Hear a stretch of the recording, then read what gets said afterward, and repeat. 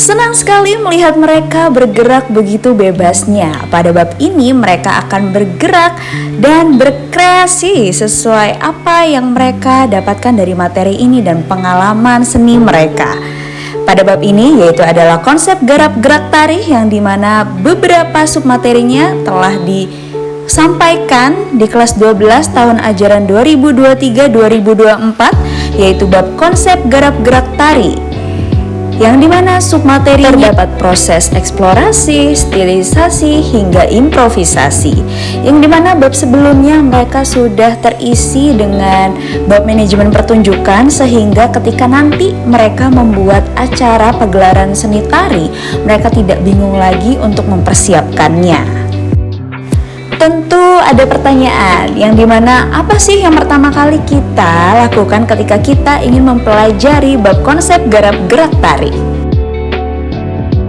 Pertama-tama kita akan mengecek keadaan kelas, bagaimana situasi kelas, bagaimana hubungan sosial dan emosionalnya, bagaimana kita merangkai kedekatan untuk menjajaki bab ini. Karena setiap bab ini memiliki caranya masing-masing untuk pendekatan ke murid. Dan setiap kelas juga memiliki karakteristik masing-masing. Jadi kita perlu melihat nih, sepertinya kelas ini itu lebih suka yang to the point, atau ada tipe kelas atau anak-anak atau murid-murid yang lebih menyukai penyampaian materinya dengan cara bermain. Walaupun mereka sudah sekolah menengah atas atau SMA, kita juga harus mengetahui karakteristik mereka sehingga kita bisa memilih gaya belajar yang mungkin seimbang di dalam satu kelas itu dan cara penyampaiannya. Setelah kita bisa membaca keadaan kelas, kita hubungkan dengan materi yang akan kita sampaikan, yaitu adalah materi tari. Seberapa banyak sih murid-murid kita yang tertarik akan tari? Dan kita juga bisa menghubungkan dengan data-data yang sudah kita pegang, bahwasannya kelas mana yang lebih suka to the point dan kelas mana yang lebih suka dengan cara main. Jadi kita bisa mencari-cari bahan atau materi dalam konten materi kita. Dan setelah itu kita bisa membuat materi sehingga di waktu yang keberlanjutan kita bisa langsung menyampaikan materi yang sesuai dengan anak-anak atau murid-murid kita. Dan barusan merupakan salah satu video penyampaian saya ketika saya memberikan sebuah sedikit contoh untuk murid-murid di sekolah saya, dan mereka sangat senang sekali untuk mempraktikannya.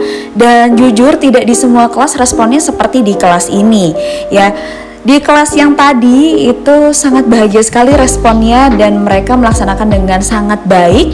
Dan berikut di video yang ini juga ada salah satu penari yang sudah profesional sehingga teman-temannya bisa dibimbing dengan sangat baik.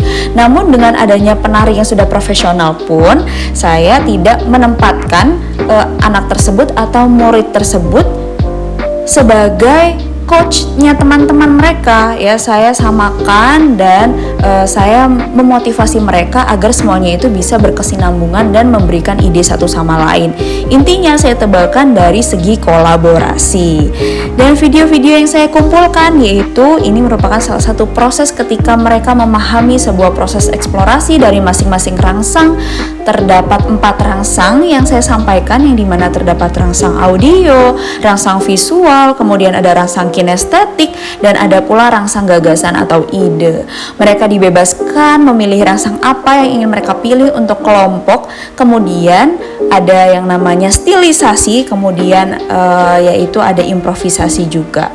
Dan next materinya yaitu akan saya sampaikan mengenai materi ide konsep tentang tari.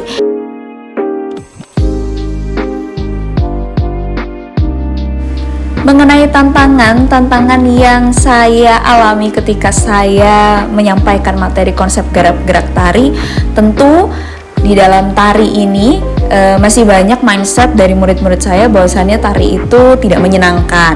Tapi setidaknya setelah saya sampaikan materi tari ini, banyak yang dimana murid-murid saya ini, saya tidak expect murid saya ini bisa menggerakkan tubuhnya dengan sangat baik. Ternyata ada pun laki-laki yang ekskulnya paskibra, tapi ternyata dia sangat lihai sekali menari, dan itu capaian yang sangat luar biasa menurut saya. Tujuan saya dalam bab ini yaitu adalah bukan menjadikan mereka seorang penari, tapi mereka bisa menyadari bahwasannya mereka ini bisa lentur loh tubuhnya, bisa fleksibel, bisa menirukan gerak, mereka bisa berkreasi, menemukan gerakan bersama teman-temannya, bisa melalui tantangan yang Bu Putri berikan atau gurunya berikan. Kemudian yang saya ingin capai di bab ini adalah mereka bisa berkolaborasi, mereka bisa berdiskusi dengan cara yang baik ya. Jadi tentu dalam bab ini bukan berarti saya ingin menjadikan murid-murid saya itu seorang penari dan gerakannya itu harus sesuai ekspektasi saya. Oh tentu saja tidak ya. Jadi memang gerakan yang mereka hasilkan ini sesuai dengan apa yang mereka tangkap dari yang saya sampaikan dan apa yang mereka dapatkan selama pengalaman berkesenian mereka. Dan itu tidak masalah menurut saya, karena di awal pun saya sudah melaksanakan cek and recheck kompetensi awal mereka. Jadi setidaknya mereka sudah menggerakkan tubuhnya saja itu sangat luar biasa bagi saya, dan mereka bisa berkontribusi dalam kelompoknya, itu poin lagi bagi mereka. Dan mereka bisa menampilkan dengan sangat kompak di depan kelas secara solid seperti itu ya, itu juga sangat luar biasa bagi saya. Dan ini saya selipkan game-game juga di dalam kelas agar kelas mereka juga semakin kompak, karena tari ini jika tidak kompak ini sangat sulit ya. Tidak hanya dalam kekompakan menari, tapi kekompakan dalam menyatukan ide, menyatukan keselarasan, kepemahaman, itu perlu kekompakan gitu. Dengan adanya game tadi juga, keadaan kelas itu bisa menjadi lebih rileks dan terbuka, dan mereka lebih paham juga dengan apa yang disampaikan oleh guru di dalam kelas. Hal ini juga tidak jarang saya lakukan ketika di dalam kelas. Ketika memulai pelajaran, saya biasakan untuk merelaksasi murid-murid saya, entah dengan cara apa, bisa ice breaking kecil-kecilan atau dengan game yang cukup panjang durasinya. Saya melihat dengan materi yang ingin saya sampaikan. Jika materi ini bisa disampaikan dengan durasi yang sangat singkat, saya akan menggunakan game yang cukup panjang, karena saya paham sekali keadaan mereka, yaitu yang dimana mereka ini tidak hanya belajar mata pelajaran saya saja loh, tapi mereka juga setiap harinya menikmati beberapa suguhan dari beberapa guru yang lain. Jadi ada kewajiban dari saya, yaitu adalah saya merelaksasi mereka dan mengajak mereka untuk have fun bersama, dan yang dimana dari have fun itu juga kita bisa mengambil pembelajaran, yang dimana dengan bermain mereka itu juga belajar. Ada hal-hal yang bisa kita tarik kesimpulannya dari permainan tersebut.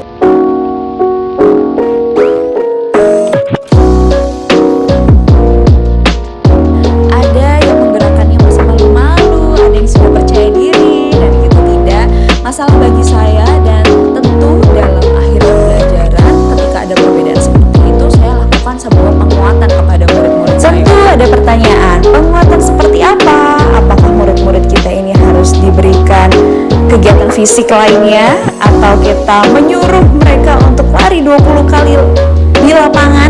Nah, penguatan seperti apa agar mereka kuat seperti itu?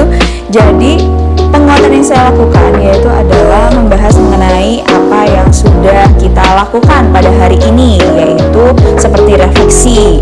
Nah, setelah refleksi saya melakukan penguatan mengenai apa yang sudah mereka lakukan di dalam kelas. Nah, dari penguatan itu saya memiliki ekspektasi bahwasannya murid saya yang sudah memiliki kepercayaan diri dengan sangat baik tetap bertahan memiliki percaya diri yang sangat baik, dan bagi yang belum memiliki kepercayaan diri yang optimal, semoga di lain waktu bisa lebih percaya diri lagi.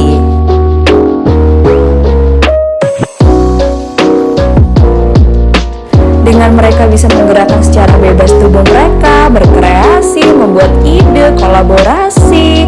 Tentu ini bukan hal yang mudah bagi murid yang belum sama sekali memiliki pengalaman tari. Dan pada hari itu saya menyampaikan materi dan mereka langsung bisa membuat atau berkolaborasi dengan teman yang mungkin sudah memiliki pengalaman seni. Nah, itu luar biasa bagi saya. Dan ini salah satu video saya memberikan contoh di depan kelas. Ketika di akhir pembelajaran saya memberikan penguatan dan refleksi, dan saya juga mengingatkan kembali capaian pembelajaran di bab konsep gerak tari, yang dimana kita memiliki capaian pembelajaran yaitu adalah membuat pertunjukan. Jadi masing-masing kelas tentu ada penampilan yang akan disuguhkan dalam pertunjukan angkatan. Namun mengingat kembali mereka ini merupakan salah satu peserta didik kelas 12 yang dimana sistem pembelajaran ini sangat singkat dan pendek begitu ya.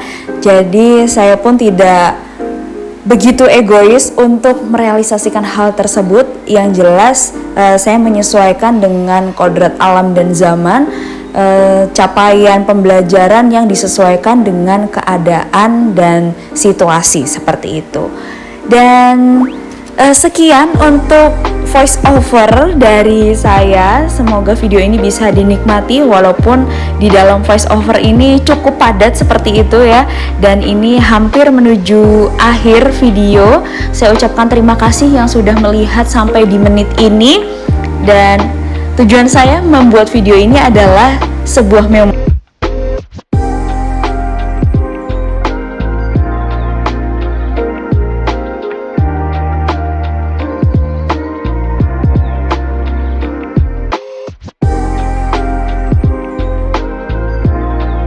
Dan sayang sekali jika momen ini dilewatkan begitu saja tanpa terdokumentasikan gitu. Dan tujuan saya untuk ngupload ke YouTube ini juga mungkin di suatu hari nanti mereka yang berada di dalam salah satu video ini bisa melihat kembali video yang saya recap seperti itu ya. Dan mereka bisa melihat gerakan mereka yang mereka buat dengan kelompok-kelompok mereka. Ini belum sebuah realisasi dari ide konsep mereka, tapi ini merupakan pemahaman mereka dari proses eksplorasi, stilisasi, hingga improvisasi. Untuk pertunjukannya, jika terrealisasikan, akan saya dokumentasikan dan akan saya upload kembali di channel saya ini. Terima kasih dan selamat menyaksikan.